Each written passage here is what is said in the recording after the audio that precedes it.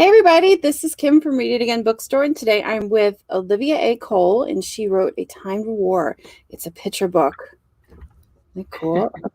So let's see here. Olivia is a writer and mother from Louisville, Kentucky, who has always roared about the power and magic of girls. She's been telling stories since she was a cub and believes that each of us has a voice that can be used to save the world. She writes books for young adults and grown-ups too. This is her first picture book. You can find her at www.oliviaacole.com. Hi, Olivia. Hi, thank you for having me, Kim. Okay, should we dive right in? You want to read the book? Let's do it, yeah. Do it. Hi, everybody.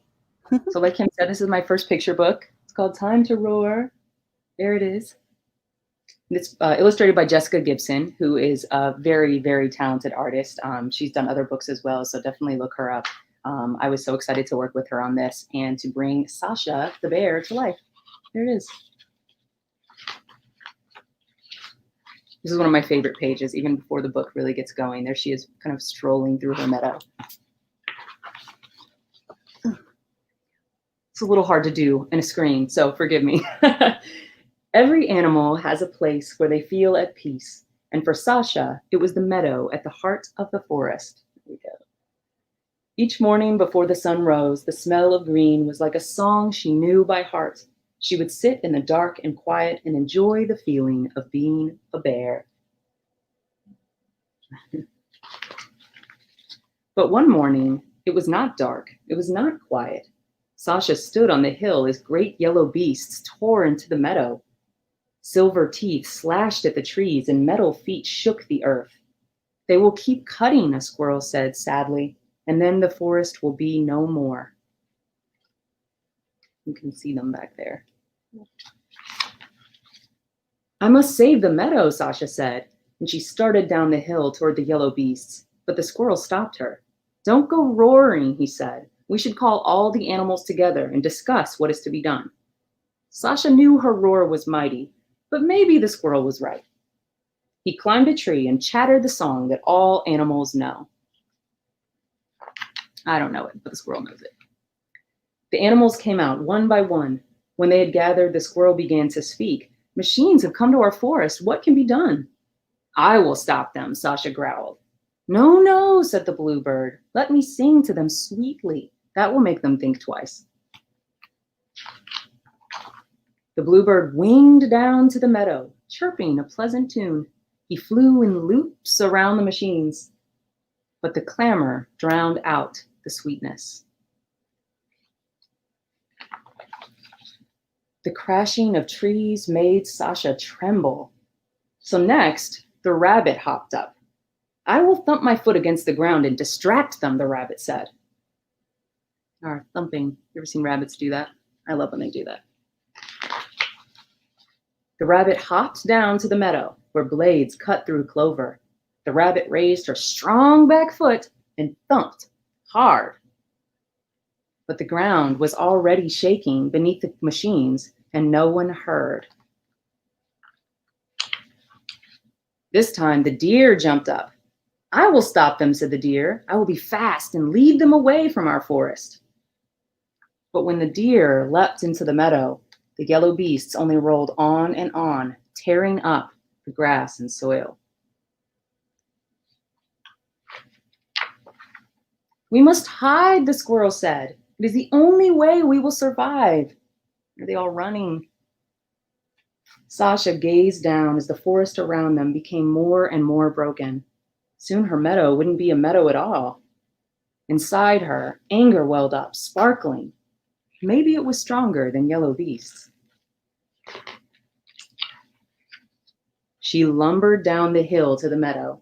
She thought of the ways the other animals had tried to save the forest. She knew what had to be done. It wasn't sweet. It wasn't a distraction. It wasn't running. It wasn't hiding. Sometimes a bear had to raise her voice. Sasha roared. There she is. Then she roared again. She roared until the yellow beasts shook. She filled the meadow with her bellow. This is one of my favorite pages. When Sasha stopped, the world was very still. And then the ground began to quiver, this time as the yellow beasts fled. There they go. Sasha stood alone in the meadow. The ground was torn from the teeth of the machines, but shook no more. She knew clover would grow again one day. The other animals came out of the forest. Singing sweetly did not work, chirped the bluebird. I could not distract them, said the rabbit. Running did not lead them away, said the deer. And I was wrong, said the squirrel. Hiding was not the answer.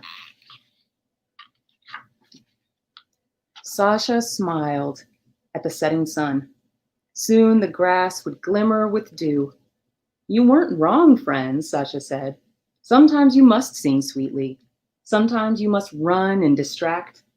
And sometimes you must hide to survive.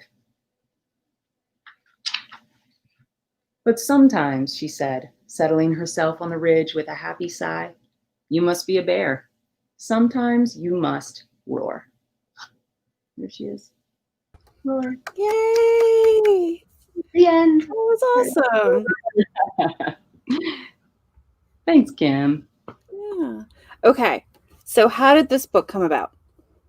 This book came about when my little daughter, who is now almost 3, we were talking about her before we got started, when she was a little baby, actually, Kim and I were joking about, how kids, when they know their mind, my daughter's always known her mind, and I very much admire that about her. But when she was a tiny, tiny little baby, man, could she roar. She would just squawk and roar all the time, and it's hard when they're little, you're just trying to do what you can to make them happy. But then the truth that I kind of had to realize as a parent and then just as a person in this world is that even though it was challenging to deal with that when she is small, it's going to serve her so well, always knowing when to lift her voice and to say what she wants and to, say when something's not working for her. And I just thought about how when I was little, or not even when I was little, when I was, younger, even as a teenager, how people would say, well, don't get mad about it. Like, just, it's fine. Don't get mad about it. I'm like, no, I should be mad about this, and that it's okay to get mad about things. And it's okay to not always just try to be polite or, if something is really important to you and you need your needs, you need to speak up. Yeah. So my daughter inspired this, and it's dedicated to her. I've got a little dedication page in here for her. But so I just wanted that to be a reminder for her always, and then for everyone else too. So normally you write young adult books. Yeah. We were talking about that kind of dystopian, futuristic stuff. Yeah, I do. Yeah, I usually think about it's the kind of, I've seen so many people say this during this very strange time we're living in, is that how do you write dystopian when we're kind of living in one? And it's it's not just the pandemic, but just everything else that's happening around us. And lots of people are roaring, and I think that's incredible. And this book could be about so many things. The fact I initially, when I was planning it, for my daughter, and I was writing about it, I was thinking about climate change, and that's why the character is a bear. She's speaking up for her world, but we have to speak up for our world too. And that's kind of a truth that is present in all of my books in some way or another. And so this time it's a bear. Love it. So how did it come about doing that illustrator? Like, how did she come about? Yeah. So when I first sold this book to Bloomsbury, I went to New York and I met with Sarah, my editor, who's wonderful. And we were having lunch, and we were sitting, and she's like, are there any illustrators that you would like? And I was like, well, there's tons, right? Especially ever since I had a daughter or a child, my whole house is filled with picture books. So there's so many people that I immediately thought of, but also I wanted to make sure that it was a woman of color. I said, it's really important for me not to work with another white woman. I think that we want to bring more voices to the table and more talent to the table, especially as something, about using your voice and speaking up. Black women have always led all of the protest movements that we know so well. And so it was really important to me that I was like, I would really love to have, a Black artist do it. And Jessica was the first person that came to mind. I've been following her on Instagram for a while, and she just does such beautiful work with nature. Just the time that she takes and crafting clover and birds and just all the little details. She's so talented. So that's how that happened. But I was so grateful that she was available because she stays really busy. So we were very happy. Well, it's a great story. I imagine she read it and was like, yes, I want to do this. Yeah, she did. You know, we talked about it actually recently in email. She like again, she's really busy. So getting to we're working on hopefully doing some events together. But she said, yeah, actually, this was one of the first stories that she said she felt really personally connected to. You know, she said, you know, my art, I love doing my art, but she did feel very connected to this story, That's and I was glad we had that in common. That's Yeah. awesome. Yeah. Was it how you pictured it, drawn out? Yes, Oh, yes. I mean, love you it. know, I'm not an artist. I'm a terrible drawer. So you know, like you can only really imagine so far. Like I can barely match clothes half the time. So, but I just love how she like, especially like the bluebird and like she had badgers in there. You see the badger. Uh-huh. She just, you know, it's very clear to me that she is, you know, like she came up like watching the classics, you know, and just like has an appreciation for you know, just classic drawing styles. And Sasha just came, the way Sasha the bear came to life, it was just perfect. Yeah. I've always wondered this. How do you simplify down to a picture book but still keep it complex? You know, so I've written a bunch of them since this one. And Mhm. my first one, you know, I had no experience doing this whatsoever. I just read them all the time. And so I was like, you know, I should really do this. Mhm. And so my first draft was like so long. It was like 1,800 words. It was ridiculous. And I sent it to my agent and I was like, what do you think of this? And she said, well, this is good, but did you notice how long it is? And I think I was basing it in my head off of, there's a book called Islandborn. Do you know of Islandborn? It was written by Junot Diaz and illustrated by Leo Espinosa. I love Leo Espinosa's work. But I had been reading, my daughter at the time really loved Islandborn. So, and it's a longer form picture Mhm. book. It's for a little bit older children. And I didn't really think about that. I was kind of just telling the story that I wanted to tell. But so we worked on it a lot. I actually had more revisions of this book than I have of like, you know, obviously it takes less time because it's so short, but Yeah. you know, just like a lot of revisions to really kind of distill it down to its essence. And I think that's really what so many picture books are about, you know, is like, what is the essence of this story and how do you do that to capture that? And sometimes it's easier than others. And I think you get better at it, but it definitely took me a while. So you mentioned Islandborn. Is there any other picture books you'd like to recommend? Oh man, so many. There's a book right now that my daughter's favorite is called Bedtime Bonnet. That's one. What is her name? The author's last name is Redd, Redd, and I can't remember her first name right now. But Mhm. we just picked up I'm Every Good Thing by Derek Barnes. That is a really beautiful, beautiful book. And we just got that yesterday. And then there's also Your Name is a Song, which is, I just love this book. And I think thematically, it's a really good pairing for Time to Roar because it's kind of saying something similar but different. It's called Your Name is a Song. It's by Jamila Tompkins Bigelow. She has a couple other books also. She's just a beautiful writer, so poetic. But it's about a little girl who has a quote unquote difficult name, and her school teacher and her peers at school are having difficulty pronouncing her name. Oh, it's so good. And Oh, the whole book is her mother telling her, you know, no, this is how you, she said, tell them your name is a song, and then saying all the music behind names. I know it made me cry like the first 4 times I read it, but she teaches the teacher to sing her name. And it's kind of like the opposite of what I'm saying in this book, right? Like you don't want to sing sweetly, you have to yeah. roar. But in this book, she's literally singing sweetly to Oh, get them to pronounce her name right. So it's like these are the different ways that we use our voice. These are the different ways that we demand dignity. So it's I cry thinking about it. It's such a beautiful book. We need to get that book.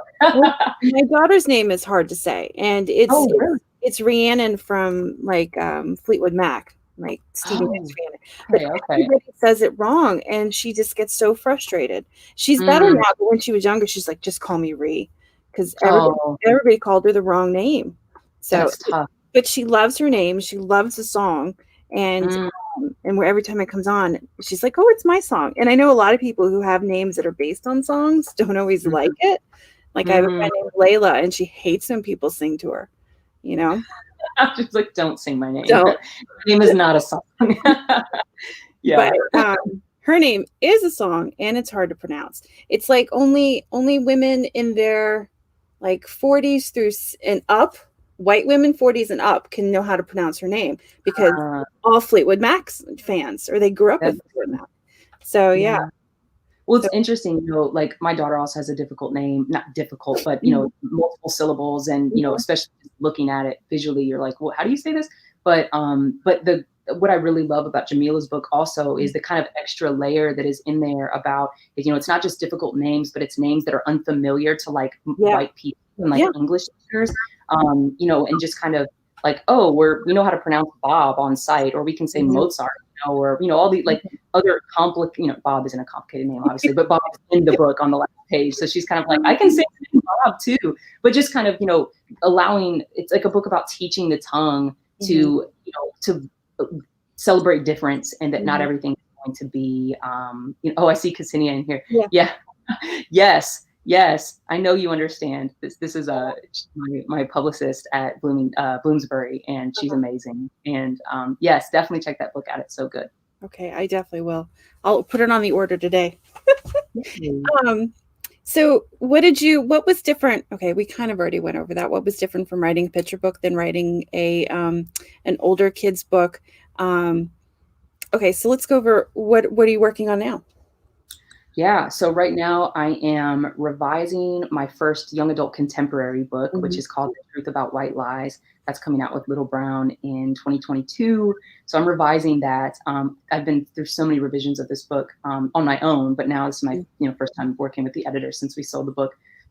So I'm doing that, and that is going really well. And then I'm also working on my first middle grade, which I'm really excited about. That's a great age.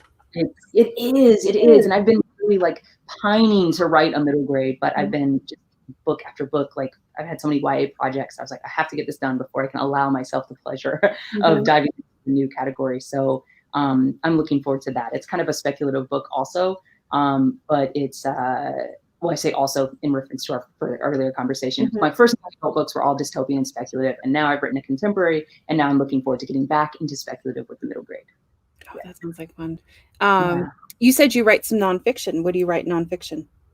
Oh, it's been a while, but I used to be a big essay writer. I have written a lot of essays. Oh, I love essays. I'm out of practice. I wrote one long essay about motherhood that was featured by Roxane Gay in Gay Magazine for Medium. Wow. And I was really happy with that. I mean, Roxane Gay really seemed to get it. But it's about teeth trauma. I broke my teeth when I was a little girl, and my mom did too, and so did my grandmother. And so it's kind of like this weird, painful legacy in our family. Yeah. And I was just like kind of talking about like the terror of afraid something would happen to my daughter's teeth, and like what teeth mean in our world, and like how if you don't have perfect teeth, it can like cost you a job, and just all these things, these complicated parts of identity when it comes to teeth. So, and I was thinking about this as my daughter was a little girl, or a little baby. She's almost, so she's still a little baby to me, but always be your baby. Did you ever read the graphic novel Smile? No. Who's just telling about this? I can see a copy from here. It's a true story, and she's got a follow-up sisters, and in it, the girl, she's about to get her braces, and she trips and falls, and her teeth get shoved up into her. Oh. Yeah. But the whole book is like, it's so good. It's about who your real friends are, because the kids that hung around her before dropped her the second she looked weird. And then this group of kids that always been kind of like in the background, they embraced her. They're like, so what? And it's about like her teeth coming back and pulling and doing tons of surgery, and like who her real friends are. Oh, it's so good. Wow. Yeah. I feel like I have to brace myself. I still am very tender about teeth stuff. Like it's just really, even, well, no, I guess it would be after, because I broke my teeth when I was really small, I was like probably second grade or something. But then I've had, issues my whole life, as a result of this accident. So it's like one of those things that I still have dreams about, I'm 32 years old and I still have dreams about like teeth stuff. So, the average person still has dreams about teeth. That's a common dream. And then adding trauma. I am right. Yeah. So it's like both, right? Both specific horror and then just general human nature horror. Yeah. Yeah. No, I mean, I grind my teeth, so I have dreams where they're loose or falling out because I can feel it. So, yeah. And then you add trauma? Yeah, no, I'm good. Yeah. No. Oh my goodness. So, Which was your favorite page in your book? It was the one. I think my favorite page, Mhm. I really love, you know, all the pages with Sasha are my favorite, but I think, yeah, my favorite is when she finds her voice and, or, was reminded of her Mhm. voice and is Ah, roaring. I love her big, big roar. I love the way Jessica did it, just like this big, like sound, this big force. And it's like, it's like a story about raising your voice. That's what we call it. And, it's raising and it's also remembering that she just kind of like, it's not that she needed to find find it. her voice. Yeah. She had it all along. She just needed to remember, like, no, I know what's best sometimes. And I think that's hard for children. Children are such a, like a underprotected class in a way, where it's people don't believe kids. People don't believe kids, or, especially when we talk about girls and, you Mhm. know, being quiet still, like, it's 2020 and we're still like having to have these conversations about letting girls speak Mhm. and believing girls when they speak and believing their experiences and validating them. And this book is for everyone, but it's especially for girls because Mhm. it's really a thing that is specific to girls. Do you remember like when you were a kid and you walked up to a register and nobody noticed you because you were a kid? Do you remember that? Yeah, I do, and just like invisible. And then when you're not, and then when they do see you, the kind of disdain that would like, I have very strong memories of just feeling like, wow, people are really disdainful of me Mhm.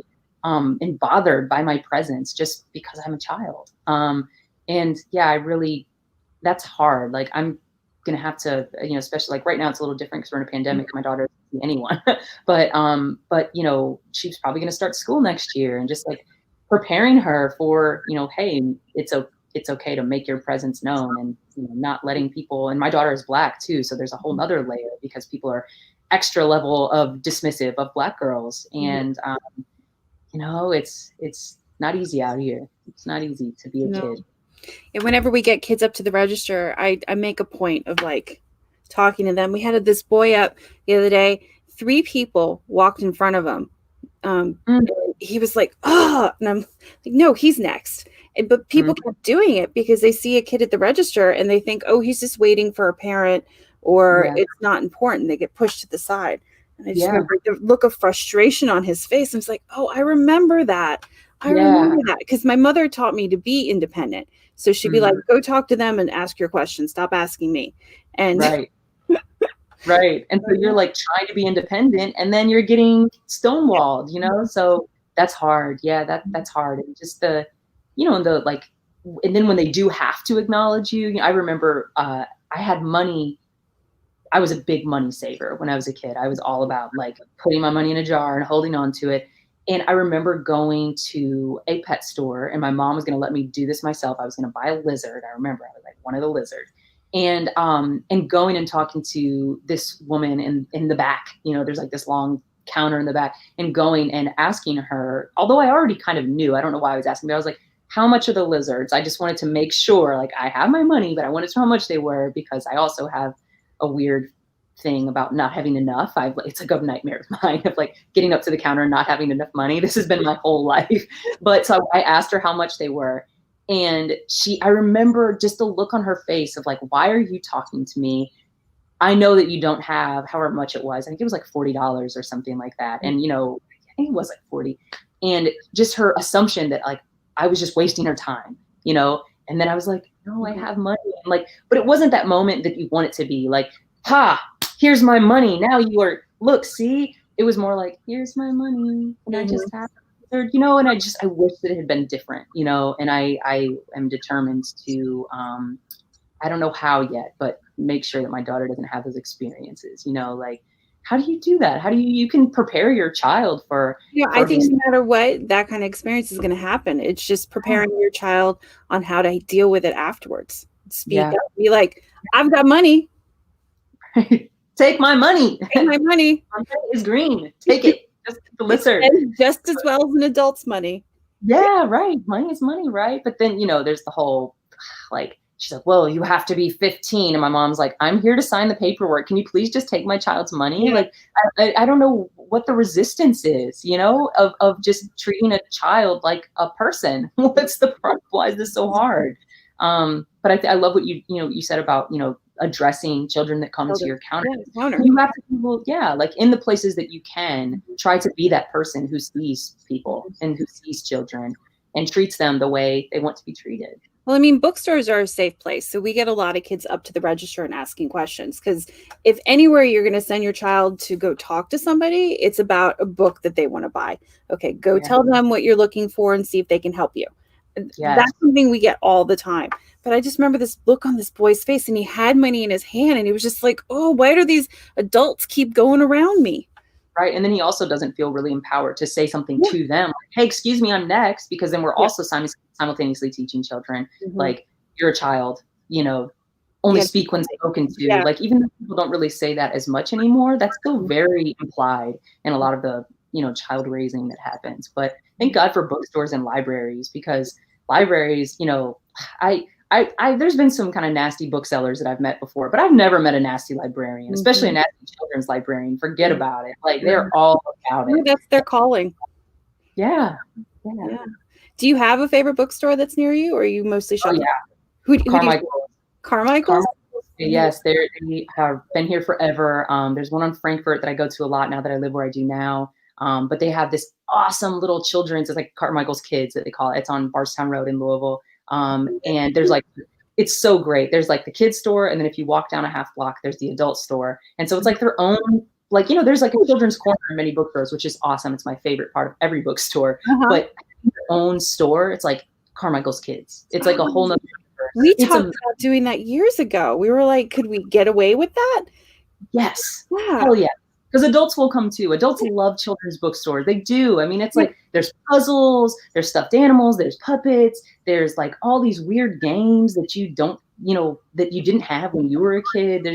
I love Carmichael's Kids. I could go on and on about Carmichael's Kids. Yeah.